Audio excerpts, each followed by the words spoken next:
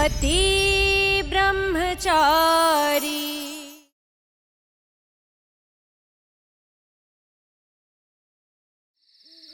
सूरज, मैं गुलाब सिंह की बेटी हूँ, मैं अच्छे से जानती हूँ उन्हें। तुम कितनी भी कोशिश कर लो उनकी छवि साफ करने की, लेकिन वो भी उतने ही दोषी है जितनी की बिंदिया, समझे तुम? ईशा जी शांत हो जाइए। कल हम वहाँ चलेंगे और वहाँ जाके समझने की कोशिश करेंगे कि इस शादी के पीछे बिंदिया का क्या मकसद है, ठीक है? तुम अपने बाबूजी की बात को पत्थर की लकीर मानते हो ना, लेकिन मैं वही करूंगी जो मुझे सही लगेगा। मैं कहीं नहीं जाने वाली, ठीक है? ईशा जी, ईशा जी आराम से। ईशा जी, अभी आपका आराम करना जरूरी है, हम इस बारे में कल बात करेंगे। हाँ,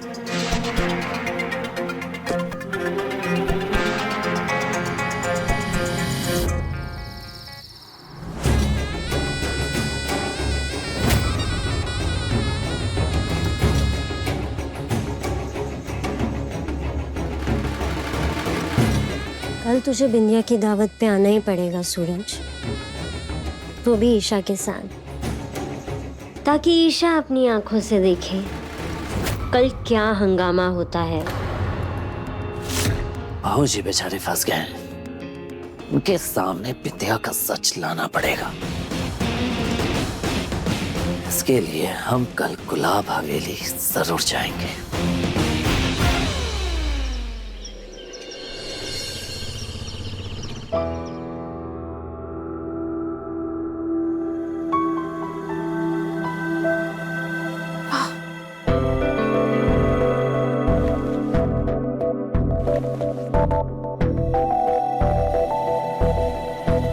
ईशा जी कहाँ चली गई?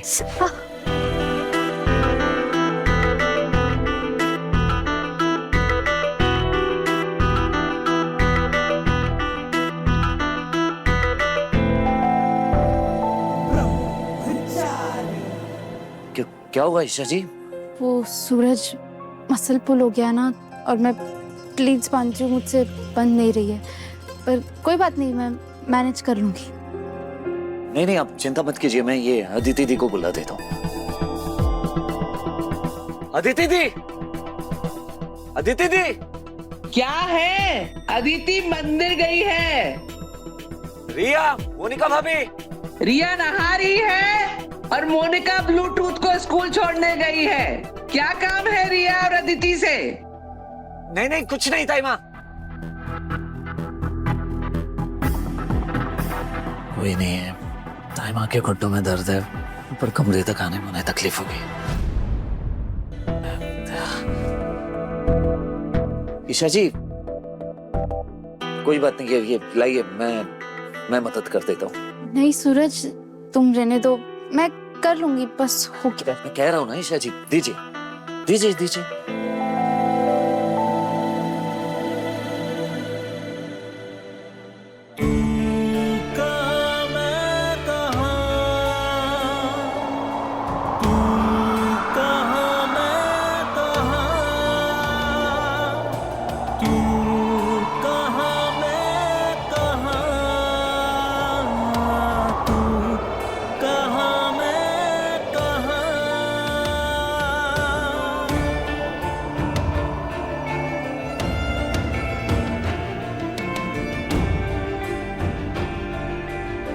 ईशा जी, ये पकड़े।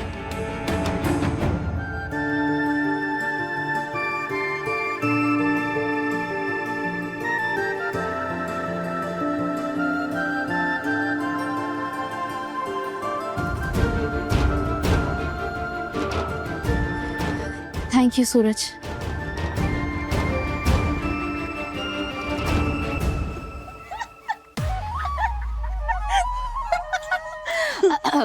माँ ने बताया तो बुला रहा था, इसीलिए हम आ गए।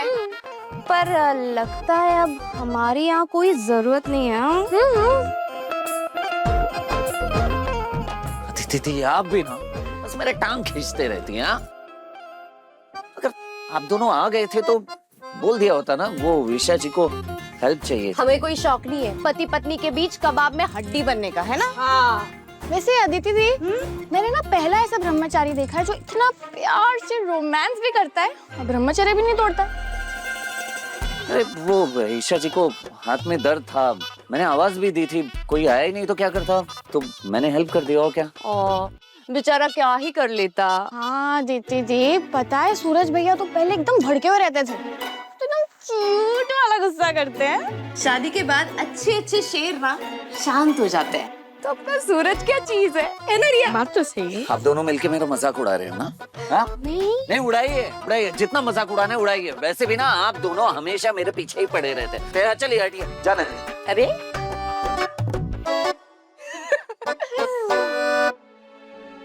ईशा तुम ठीक हो ना?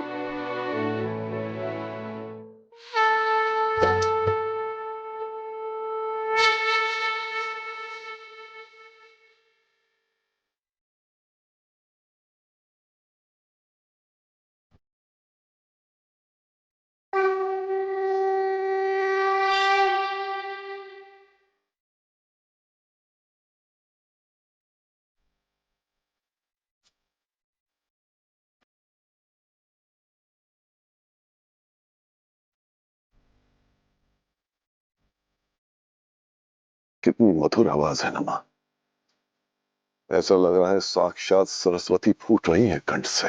हाँ।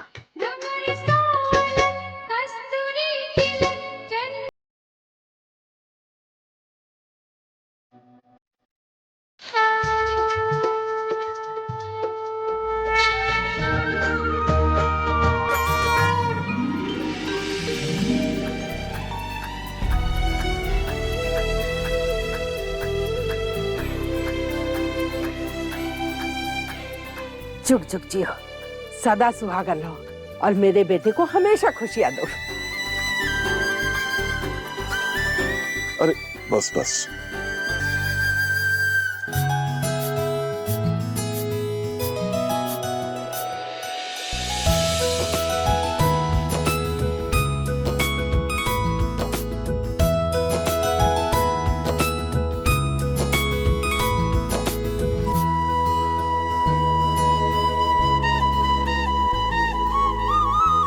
तुम दोनों बहुओं को ये तमीज सिखानी पड़ेगी कि अपनी सास के पैर छुओ। माना कि ये तुम दोनों की हम उम्र है, पर रिश्ते और पदवी में तुम दोनों से बड़ी है। पैर छुओ। अरे नहीं नहीं नहीं नहीं, भले ही रिश्ता और ओहदा बड़ा है, लेकिन मैं चाहती हूँ कि हम सखियों की तरह रहें, प्यार से मिलजुल कर अपनेपन के साथ। काव्या बहू, नाश्ते की तैयारी करो।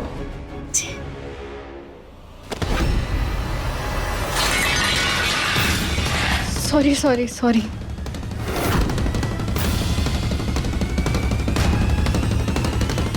राम राम, कैसा बड़ा अपशकुन कर दिया। आज तुझे मुझसे कोई नहीं बचा सकता। नहीं नहीं माँ जी, इसमें काव्या की कोई गलती नहीं है। पता नहीं मेरे हाथ की पकड़ी कमजोर हो गई थी और मेरे हाथों से थाल नीचे गिर गई। मैं माफी मांगती हूँ आपसे। आप जो सजा देना चाहे आप मुझे दे दीजिए। बिंदिया बहू, दूसरों की गलती पे पर्दा मत डालो। इन्हें कैसे काबू में रखना है ये मैं अच्छे से जानती हूँ। इन्हें तो मैं ही सुधारूंगी। माँ जी, पहले की बात और थी, लेकिन अब इनको संभालने की जिम्मेदारी इनकी सास यानी मिसेस गुलाब पर छोड़ दीजिए।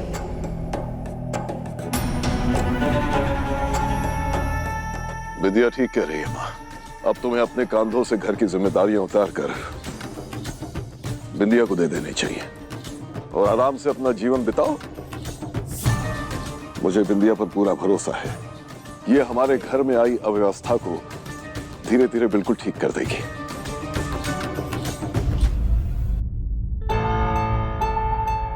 यकीन नहीं हो रहा, बिंदिया ने मेरी गलती खुद पर ले ली। क्यों? सिंदूर में बड़ी ताकत होती है। ईशा का सिंदूर छीनने के लिए जो ब्रह्मास्त्र मैं चलाऊंगी वो होगा मेरा सिंदूर।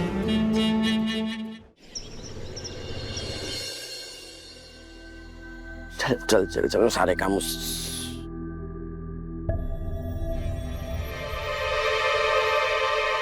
बाबू, अखबार। अखबार में ऐसी कौन सी उल्टी खबर छपी है कि चाचा जी अखबार को उल्टा करके पढ़ रहे हैं? क्या ही पता बाबू। अरे तू क्यों उठे बिस्तर से? डॉक्टर ने मना किया था ना तुझे उठने के लिए। और तेरी तबीयत ठीक है? कोई दिक्कत तो नहीं हो रही? अदिति, हाँ बेटा एक काम कर, वो हल्दी वाला दूध ले आ इसके लिए। पापा जी मैं बिल्कुल ठीक हूँ, मैं खुद ले आऊंगी। बिल्कुल नहीं ईशा, अभी तुम पूरी तरह से ठीक नहीं हुई हो। तुम एक काम करो, आ जाओ। मैं किचन में जाने की कोई जरूरत नहीं, मैं दूध लेके आती हूँ। पापा जी आपका अखबार उल्टा पकड़ना साफ बता रहा था कि आप बहुत परेशान हैं। हाँ ईशा, सही कह रही हो तुम। चाचा जी अखबार के पीछे किसी गहरी सोच में डूबे थे। कहीं आप बिंदिया के बारे में तो नहीं सोच रहे? अरे चाचा जी ये तो अच्छी बात है ना कि वो हमारे सूरज की जिंदगी से हमेशा के लिए चली गई। बेटियों के माथे पे शिकन उभरी हो और वो बहुत दुखी हो तो कौन सा बाप सुकून से रह सकता है बता? तो बिंदिया और गुलाब सिंह जी की शादी ने तेरे और बिंदिया के बीच में माँ बेटी का रिश्ता जोड़ दिया है। और तो और वो काव्या की सास बन गई है। यहाँ तो बिंदिया के बारे में सोच सोच के अंदर ही अंदर घुल रही है। माँ पता नहीं कैसे कैसे काव्या झेल रही होंगी उसको।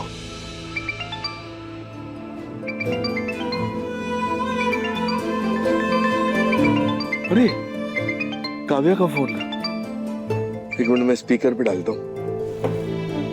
Hello hello. हाँ काव्या बेटा, कैसी है तू? सब ठीक है ना? बिंदे ने तुझे कोई तकलीफ तो नहीं दी? किसी प्रकार की कोई दिक्कत तो नहीं है? जैसे कोई दिक्कत हो बता देना तू। नहीं पापा, मैं बिल्कुल ठीक हूँ। हाँ आई नो, आप लोगों की तरह ना मैं भी बिंदिया को लेकर बहुत स्ट्रेस में थी, मगर आज पता है एकदम ही अलग बात हुई। आज बिंदिया ने दादी के सामने मेरी साइड ली, जबकि गलती मेरी थी, मगर उसने खुद पे ब्लेम लिया और मुझे बचा लिया। अजीब बात है, मैंने एक्सपेक्ट नहीं किया था। हे भाग्य बिहारी, विद्या ने मुझसे वादा किया था कि वो काव्या को बिल्कुल परेशान नहीं करेगी। चलो, उसने अपनी जुबान की लाज तो रखी।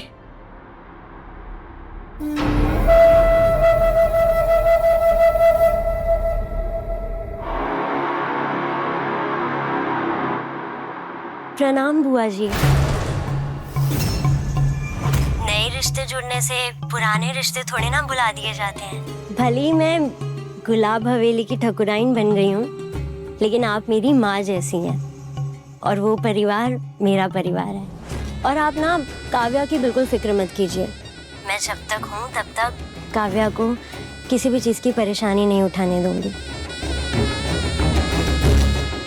विद्या, बुआ जी मैं ना आपसे फुर्सत में बात करूंगी।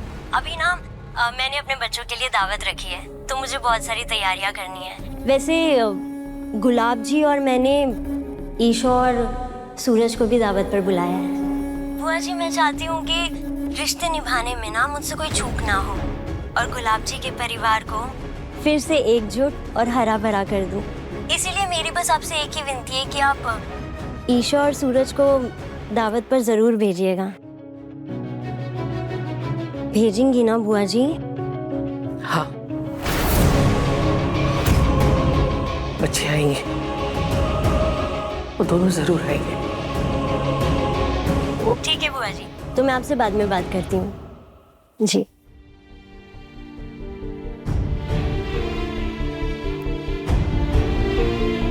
तुम दोनों को गुलाब सिंह जी ने बुलाया है खाने पे, दोनों चले जाना। हाँ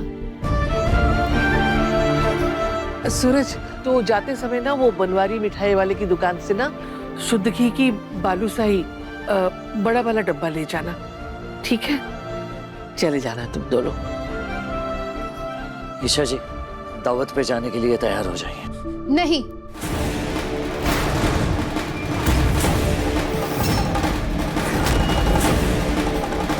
मैंने तुम्हें कल भी कहा था ना कि मैं वहां नहीं जाऊंगी।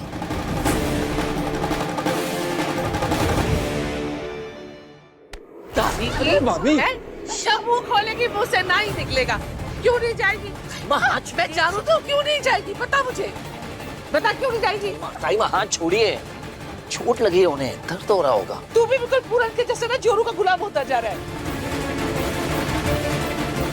अरे बीवी की तकलीफ के आगे तुझे बिल्कुल लोक लाज मर्यादा का लिहाज ही नहीं है। भाभी रहने दीजिए ना भाभी, अगर ईशा बहू का मन नहीं है जाने का तो रहने दीजिए, छोड़ दीजिए। अरे क्यों छोड़ दे देवर जी, क्यों जाने दे? बेटी की ससुराल के साथ रिश्ता निभाने में कोई चूक नहीं होनी चाहिए। अगर महारानी को अपना मायका समझ के नहीं जाना है तो ना जाए, लेकिन काव्या की भाभी और इस घर की बहू होने के नाते इसे अपनी ननद की ससुराल से रिश्ता निभाना पड़ेगा। गुलाब हवेली अब सिर्फ इसका मायका नहीं, काव्या की ससुराल भी है।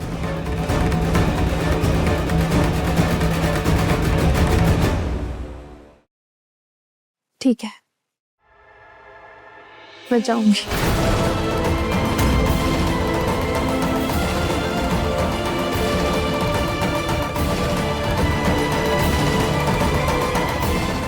जानता हूँ ईशा जी, आपको बहुत तकलीफ होगी अपनी माँ की जगह बिंदिया को देखने में, लेकिन मैं आपसे वादा करता हूँ ईशा जी, बहुत जल्द मैं बिंदिया की सच्चाई भाऊजी के सामने ला के रहूंगा, और इसके लिए हमें वहां जाना होगा। बाबू, काश हमें भी गुलाब हवेली जाने का मौका मिलता तो हम भी अनुराग जी और खुशबू जी को मनाते कि हमारा बच्चा ले लो। बाबू, तुम भी कुछ जुगाड़ लगाओ ना।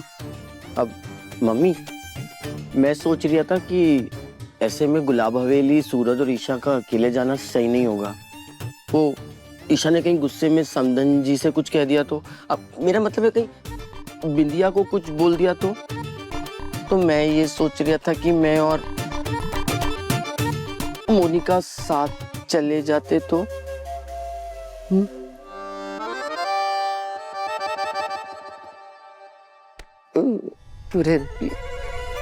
जब तू बचपन में बोलना भी नहीं सीखा था ना, तब से मुझे पता है कि तू क्या सोच सकता है, क्या नहीं सोच सकता है। ये तूने अभी बोला ना, ये तेरे शब्द तो थे, लेकिन दिमाग तेरी जोरों का था, है ना? तारीखी, क्या कहा था? सर्दियों वाले कपड़े बक्से से निकाल के धूप दिखा देना। क्या क्या भगवान के कपड़े धोने के लिए कहा था, धोए नहीं ना? सर्दियां सर पे आ गई हैं, लेकिन तेरा सैर सपाटा है कि छूटता ही नहीं है, काम से जी चुराती रहेगी।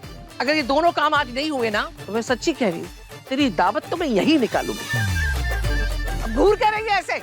मम्मी जी, आपकी मम्मी की कसम, मैं पूरा घर साफ कर दूंगी। मम्मी जी, आप बस देखती जाइए। मम्मी अबे बताती, मम्मी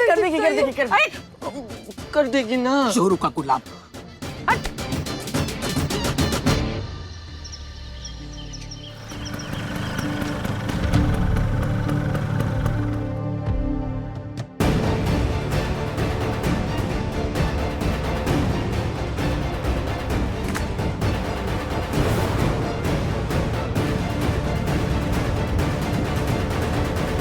ईशा जी, जब भी जिंदगी के अड़चनों के आगे मैं रुका, आपने मुझे हौसला दिया, मुश्किलों का सामना करना सिखाया। आज आप ऐसे नहीं रुक सकती।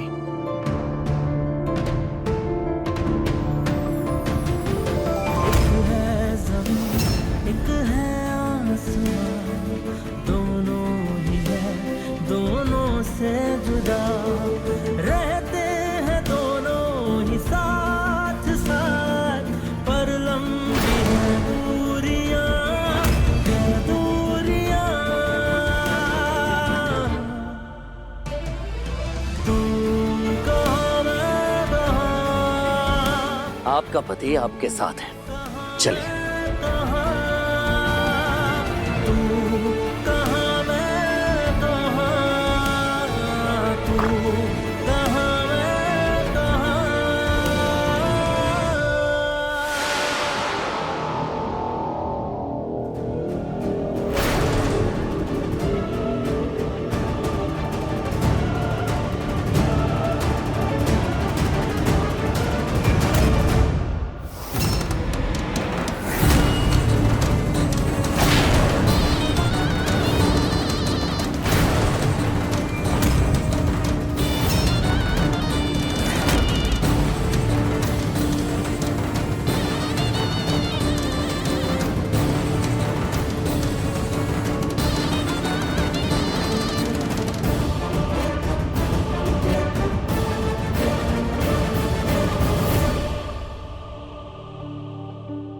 ईशा बेटा,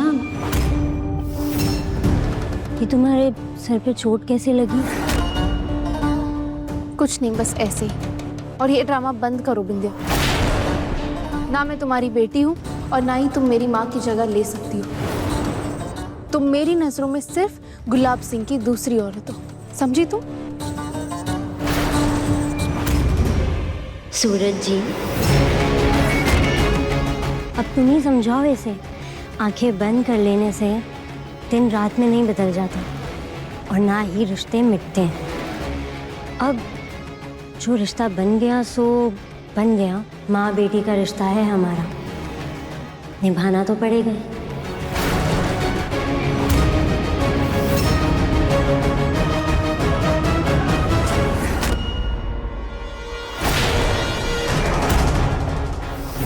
और वैसे भी बेटी और दामाद का सम्मान तो भगवान के समान किया जाता है।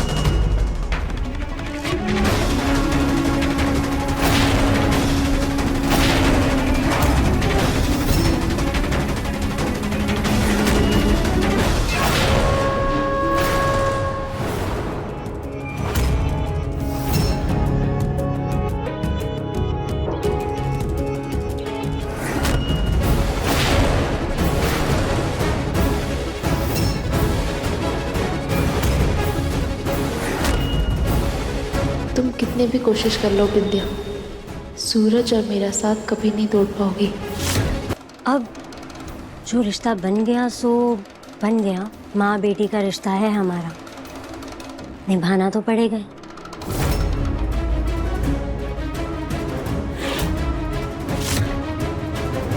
और वैसे भी बेटी और दामाद का सम्मान तो भगवान के समान किया जाता है।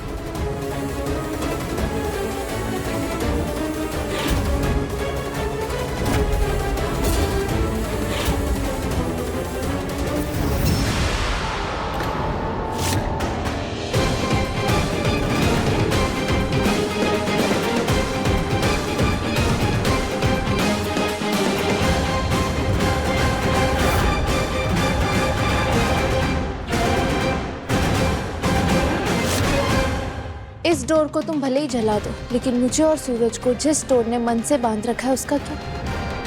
उसे कैसे जलाओगी बिंदिया?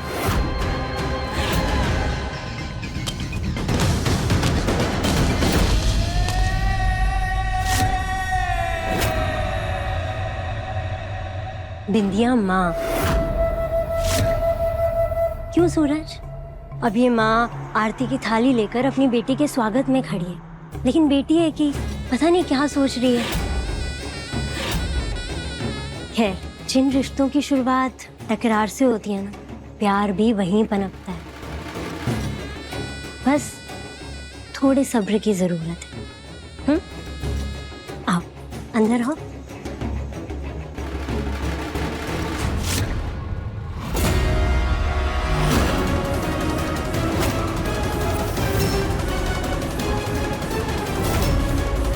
ये गहने तो मेरी माँ के गहने हैं। How dare you! तुमने हाथ कैसे लगाया मेरी माँ के गहने को?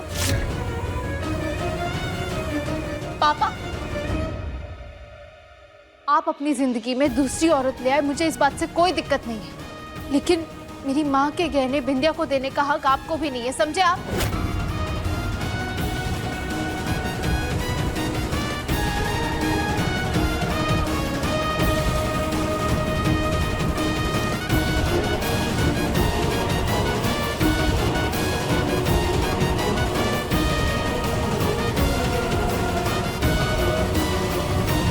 ईशा बेटा, मुझे सचमुच नहीं मालूम था कि ये गहने बड़ी दीदी के हैं। आज से ये सारे गहने तुम्हारे हुए। ये मुझे अलमारी में दिखा तो मैंने पहन लिया, और इन्होंने भी मुझे प्यार और संकोच में शायद मना नहीं किया। इसमें तुम्हारे पापा की कोई गलती नहीं है।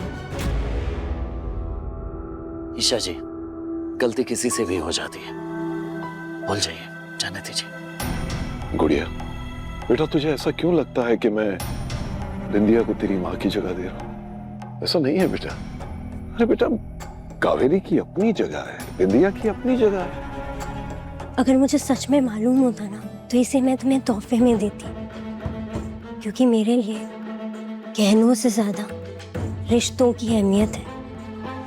प्लीज बिंदिया, ये नाटक बंद कर दो। विद्या, तेरी हद और पागलपन दोनों अच्छे से जानता हूं मैं, कि तू क्या कर सकती है और क्या नहीं। माफ कीजिएगा भाऊजी, ये भले आपकी पत्नी है, लेकिन ये बिंदिया अब तेरी भी सास है सरजू, याद रखना ये बात हमेशा।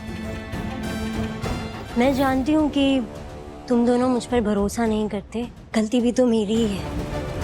मैंने घाव ही ऐसा दिया है, पर घाव कितना भी गहरा हो वक्त के साथ भर जाता है। घाव भर जाए, दर्द खत्म हो जाए, लेकिन उसके निशान उस तकलीफ को जिंदा रखते हैं, समझी?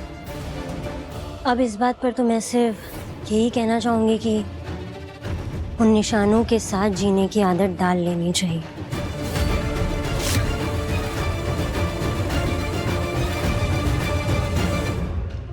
अब देखो ना, मैंने ये दावत परिवार की खुशी के लिए रखी और हम क्या दुख और दर्द की बातें लेकर बैठ गए। जाने देते हैं इन बातों को। आइए, चलिए अंदर आइए। आओ अंदर।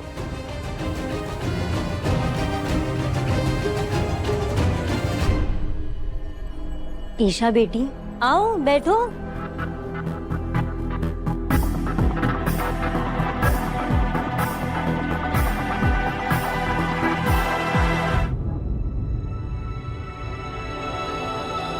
सूरज, तुम्हारी जगह वहां नहीं, इधर आओ, अपने बाबूजी के बगल में आके बैठो।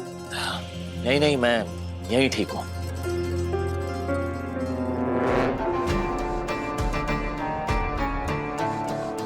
अरे बेटा सरजू, आज तो मेरे लिए काम करने वाला सरजू नहीं है, बल्कि हमारा दामाद है। आइए दामाद जी। शाबाश, आजा बेटे। खुशबू बहू, काव्या बहू, अनुराग, आरव, माँ जी, ईशा भाभी, कैसी हो? बैठो बैठो।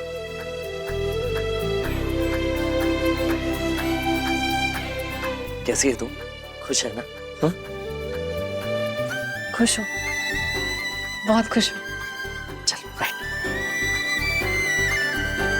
रिश्ते के नाते मैं तुम सभी की माँ हुई, यानी मिसेस गुलाब। इसीलिए मैं चाहती हूँ कि जो माँ के फर्ज पहले नहीं निभाए गए, उन्हें मैं निभाऊं।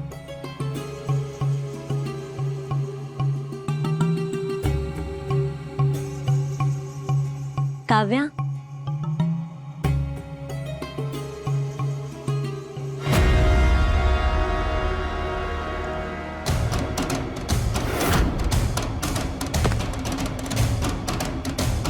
ये तो हमारे पुश्तैनी कंगर है, इसे तुम यहाँ क्यों लाई हो?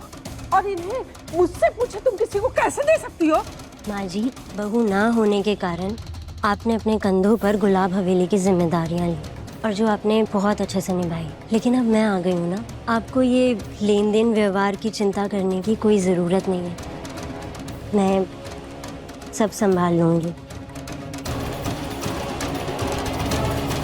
माँ, बिंदिया जो कर रही है उसे करने दो, वरना घर परिवार में घुल मिल कैसे पाएगी। और तुमने पहले कहीं देखा है कि दूसरी माँ आके अपने बच्चों को इस तरह अपना ले?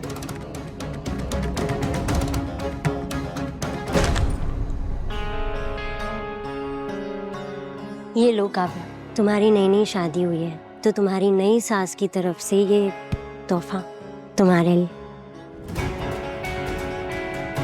काव्या बहू, अपनी सासू माँ से आशीर्वाद लो।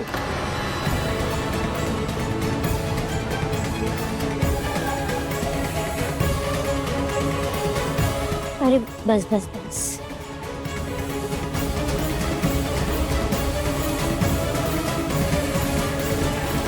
ये आपके लिए।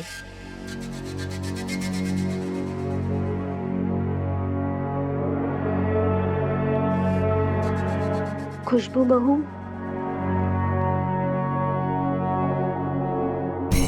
अरे ये आपके लिए। Thank you.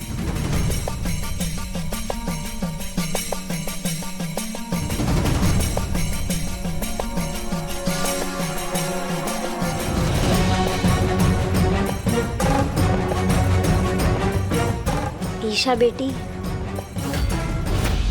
ये असली सोने और चांदी की तार से बनी बनारसी साड़ी, और ये कुछ श्रृंगार की चीजें। एक सुहागन के लिए इससे अच्छा तोहफा और क्या हो सकता है? ईशा, तुम्हें ये बहुत अच्छा लगेगा। तोहफा नहीं तो मेरा आशीर्वाद समझ के रख लो।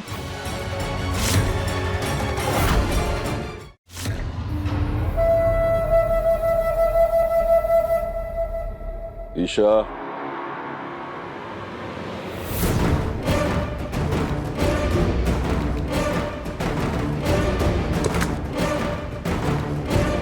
सूरज, ये तुम्हारे लिए।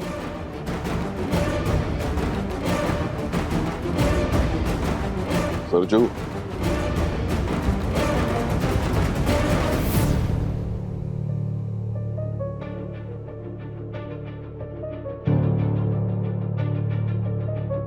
सूरज, क्या तुम भी ईशा बेटी की तरह पैर नहीं छुओगे?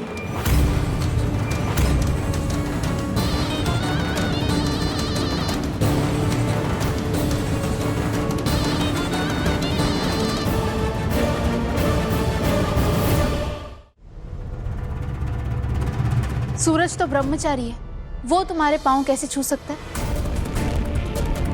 वैसे ही जैसे ये अपनी ताईमा के पैर छूता है। सरजू, अब बिंदिया तेरी सखी नहीं, तेरी सास है। क्या तू भी ईशा की तरह इस रिश्ते को मानने से इनकार करेगा?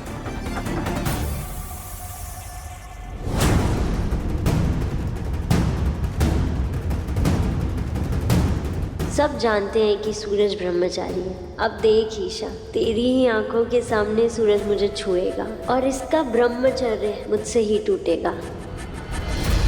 कोई बात नहीं सूरज, अगर तेरे मन से नहीं आ रहा तो मत छू पैर। नहीं, अब आपकी इज्जत पापा की इज्जत है, और सूरज अगर पापा की इज्जत करता है तो वो आपके पाँव जरूर छुएगा।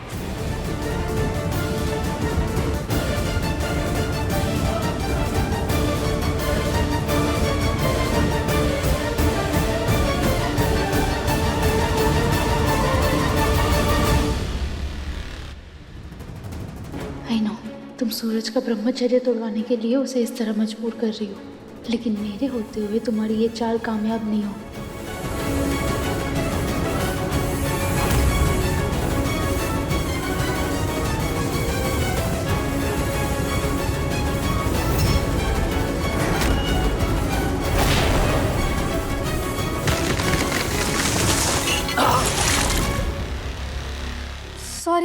सॉरी, गलती से गिर गया। वो मैं बॉक्स देख रही थी और गलती से चाय गिर गई। सूरज, तुम मेरे साथ किचन में चलो ना, ठंडे पानी से हाथ धुलवाती हूँ वरना छाले पड़ जाएंगे। चल। और काव्या, तुम तब तक ऑइंटमेंट ले आओ। हाँ हाँ हाँ, लाई।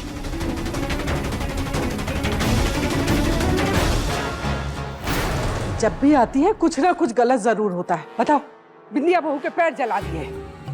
बिंदिया, तुम ठीक हो ना?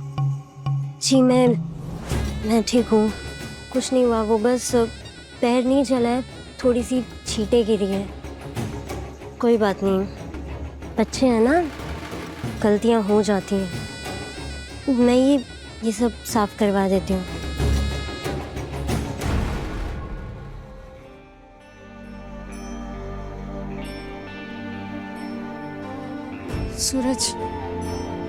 सूरज, आई एम सॉरी, मैंने जानबूझ के नहीं किया। मैं जानती थी बिंदिया तुम्हारा ब्रह्मचर्य व्रत तोड़वाना चाहती है, इसलिए ये सब।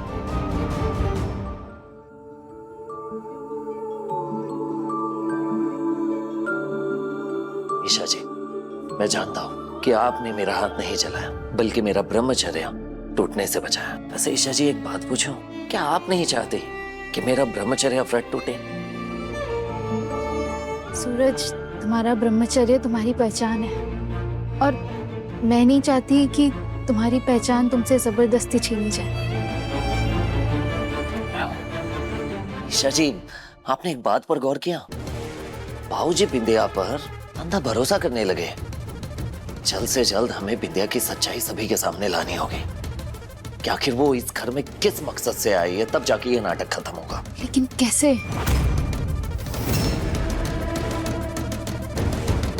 मेरे पास एक आइडिया है ईशा जी। एक मिनट। बिंदिया मुझसे अकेले में आके मिल, तुझसे एक बहुत जरूरी बात करनी है।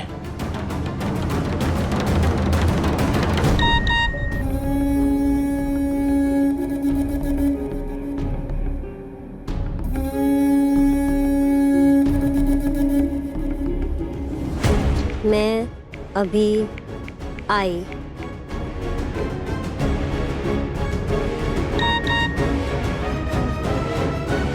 अब देखिए ईशा जी, आगे क्या होता है।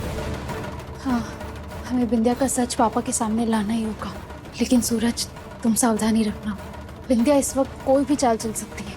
हाँ, फिक्र मत कीजिए ईशा जी, बस मुझ पर भरोसा रखिए।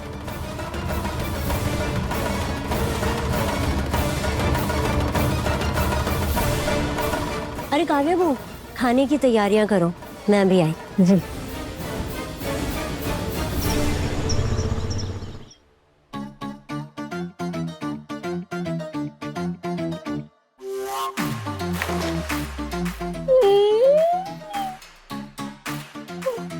बाबू, ठंड की पहली मटर कितनी मीठी होती है। लो, तुम भी खाओ। जी मोनिका जी, एक बार माँ बन चुकी है, दोबारा बनने वाली है, लेकिन जरा भी अक्ल नहीं है। अरे इतनी सर्दी पड़ रही है, एक शॉल तो ओढ़ सकती है ना कम से कम। खुद तो बीमार पड़ेगी, बच्चे पे भी असर पड़ेगा। पता है, चोरी चोरी चुपके चुपके मटर खा रही है, पर दोबारा ऐसी हरकत करते देखा ना तो मुझसे बुरा कोई नहीं होगा। अरे खाना ही है, तो ले प्यार से खा, अच्छे से खा, हैं? और सुन, भजन कीर्तन भी कर लिया कर, बच्चे पे थोड़ा अच्छा असर आएगा, समझी? जी मम्मी। जय दुर्गे माता। आदिति, हाँ माँ। इधर आना। हाँ, क्या? अरे बाकी बिहारी, जरा सूरज को फोन तो लगा। बिंदिया ने उन दोनों को वहां किस मकसद से बुलाया है पता तो चले। अगर काव्या की ससुराल नहीं होती तो उन दोनों को वहां बिल्कुल नहीं जाने देती। पता नहीं क्या व्यवहार कर रही होगी बिंदिया उनके साथ। लगा फोन, लगा। माँ, मैं फोन लेके आती हूँ।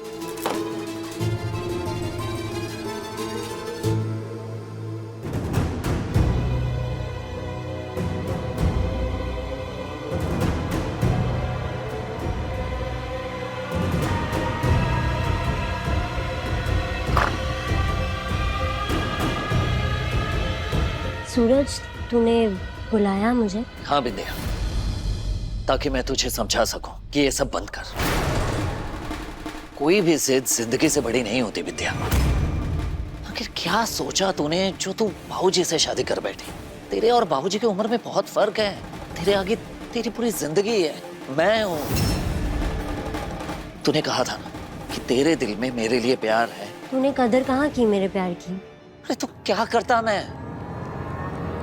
तूने पहले अंधे होने का झूठा नाटक किया, फिर मेरे पाव भाजी स्टॉल को जला दिया। अरे गुस्सा चढ़ गया था मेरे सर पर, और तुझे अच्छे से पता है ना कि अगर मुझे एक बार गुस्सा आ गया तो ना मैं सही देखता हूँ ना गलत। अरे एक मौका तो दिया होता मुझे शांत होने का, सोचने समझने का। तू मेरी सबसे अच्छी दोस्त थी, दोस्त होने के बाद भी तूने मुझे धोखा दिया। और इसका मतलब ये थोड़ी ना हुआ कि तू बाबूजी से शादी करने जैसा गलत कदम उठा ले और खुद को गड्ढे में झोंक दे। तो ये बता बिंदिया, क्या तू वाकई इस शादी में खुश रह पाएगी? हाँ? देख बिंदिया, तेरी एक आवाज पे मैं तुझे गड्ढे से बाहर निकाल सकता हूँ। तू मेरे लिए अब भी मेरी पहले वाली बिंदिया है, सच कह रहा हूं मैं। हाँ बिंदिया, मेरा गुस्सा पूरी तरह से शांत हो गया है।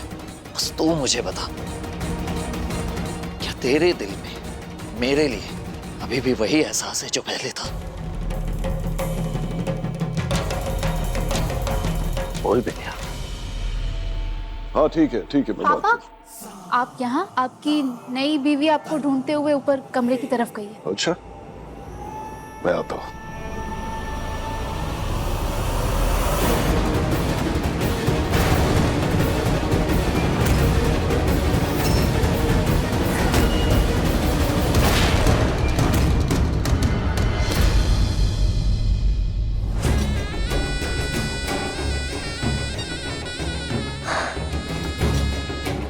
नहीं सूरज,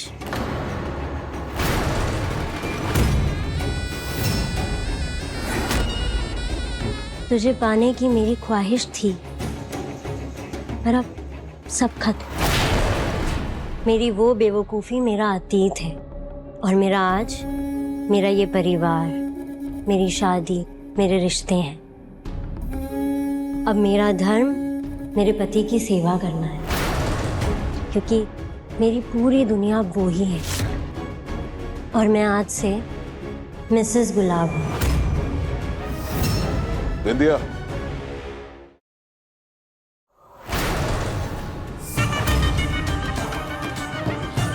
तुम दोनों यहाँ अकेले कमरे में क्या कर रहे हो?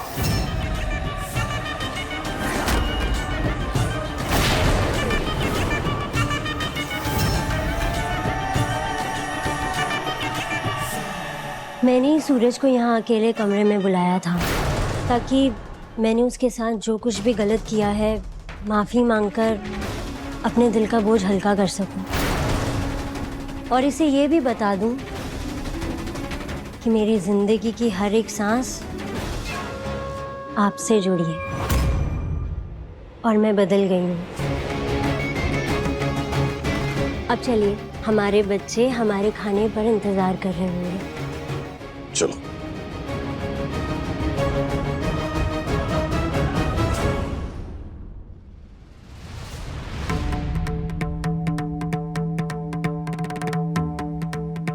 सूरज, मैं जानती हूँ कि तेरे दिल में ईशा के अलावा किसी और की जगह नहीं है। तू भी उसे चाहने लगा है, और ये बात मैं मान चुकी हूँ, लेकिन एक दोस्त होने के नाते मैं बस तुझसे एक मदद चाहती हूँ।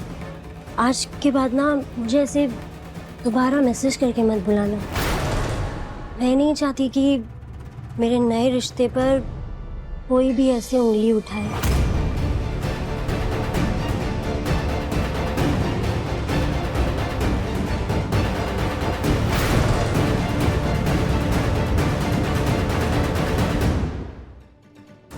ईशा बेटा, नीचे खाना लग गया, आओ।